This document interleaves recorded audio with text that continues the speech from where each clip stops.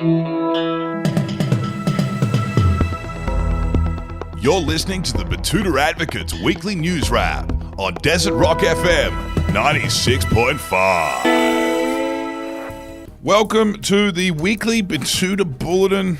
Clancy Overall here, Effie Bateman's also here, and so is Wendall Hussey. What's been going on with you lot? Not too much. Errol Parker, he's what? He's off in the woods doing one of those shouting workshop man cam things. The Alpha Men's Group. They all get a group of men shout under a waterfall. Yeah. Nice. I don't know it's like the cold water thing as well, and like all that pent up anger and frustration comes out. Alpha scream crying. It's really good for your mental health, apparently. So, you know, that's some people choose to go to a GP when they're feeling a bit down. Others go get shirtless in the bush with 20 other blokes and bind arms, touch each other's chests and scream as loud as they can. He's got quite pipes on him, apparently. Quite the pipes. Yeah. Well, someone walked past, I thought it was another one of those Nazi Nationalist Socialist Party meetings, but it was not. It was a mental health exercise. How are you going, Clancy? Yeah, good, mate. The Logies? Logies were a bit of fun. Got to meet Hussey. Chrissy Swan. Got to meet, you know, some of the big hitters, you know? Yeah. Did Hussey lose it? Hussey lost it because we were sitting near the kitchen and they were coming through like a Congo line of chicken, and Hussey ate the eggplant as well. He's a vegan, has been for 10 years, been off the piss for 30. So yeah, great company as you can imagine. At our first ever Logies. I heard Abby Chatfield was also at your table. Yeah, she was. Yeah. Bit of a motley crew there. Yeah, it was. I guess it's almost a reject table. No one was nominated for anything. We were just table. making an appearance. Out. Yeah, just keeping up. What do they call it? Keeping up appearances. Any brushes with Tony Armstrong? Met Tony Armstrong, who designed his own suit. And is he as good looking in real life as he appears on the TV? He's AFL hot. You know what I mean? Which I guess is overrated. Doesn't fly in a small town. Nah, it doesn't fly in a small town. Like a small town kind of dreamboat is obviously a necklace rugby league player. 100%. And if they do have a neck, they got tattoos on it. Yeah, and they're starting to let themselves go a little bit. Kind of the sleeves a bit stretched. Back acne. Yeah. Nah, Tony's a bit too wholesome for me anyway. You prefer the rougher types? Yeah, I do. Yeah. Now we've delving into some wild admissions on the Betoota Advocate Weekly Bulletin.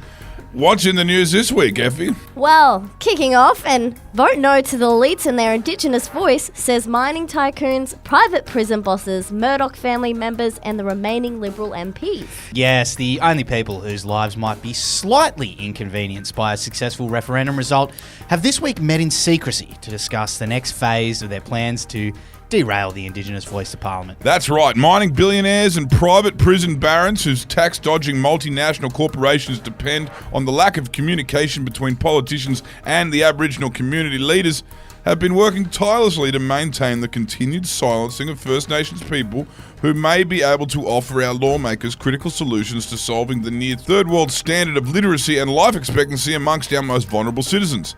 Having great success spreading misinformation, the people behind the No campaign are continuing on their quest to convince people that the Yes side is being run by a bunch of elites who are trying to manipulate the system.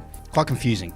Yeah, I know. It's basically a bunch of mining lobbyists and very powerful people who are, in fact, the textbook version of elites fighting against the elites.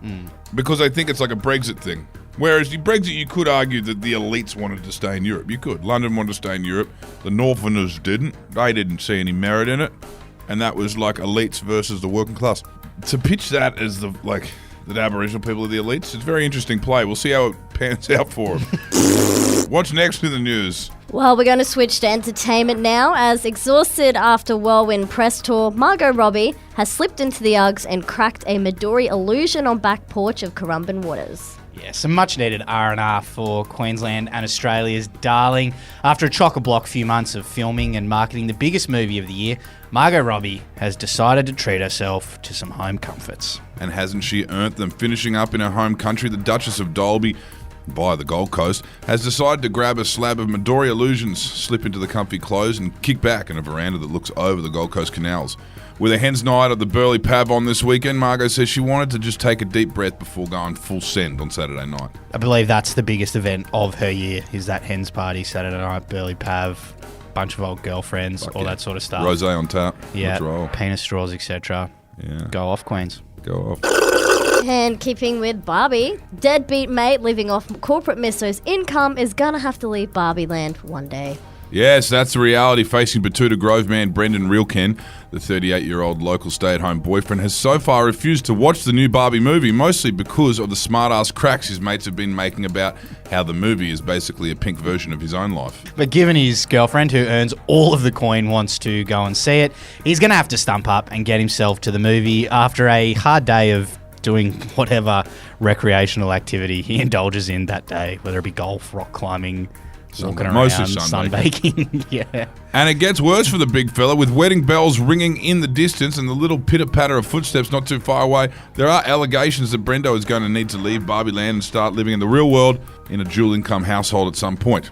Now, there were a few comments on that Instagram story, as you might imagine, from jaded men. One bloke in particular said, you mean this strong, independent house husband is slaying, right? I think he didn't like the tone we used of that article. Yeah. It's good stuff. Good stuff. A lot of confused and perverted politics in that article. Finishing up with some sports news now, Effie. Yes, and a public school teenager now only 24 shifts at IGA away from his new R.M. Williams Wallabies ball. Yes, a 15-year-old Betoota Ponds High School student explained to our humble regional newspaper that he's feeling optimistic about his future. The son of a nurse at the Royal Betoota Base Hospital and a forklift driver at South Betoota Logistics, Brendan Thomas says he can't wait to get his hands on one of those R.M. Williams-themed leather rugby balls. With the ball coming in at roughly $999 a pop, young Brendan reckons he's only 24 afternoons and mornings at his local IGA away from getting his hands on the handcrafted artisan leather bespoke ball that will obviously appeal to the masses and have the grassroots numbers in the game they play in heaven exploding through the roof. Sensational collaboration. If you haven't seen it, go and look it up. $1,000 rugby balls that look like really shit Sharons. Like, I don't think you can kick them or do anything.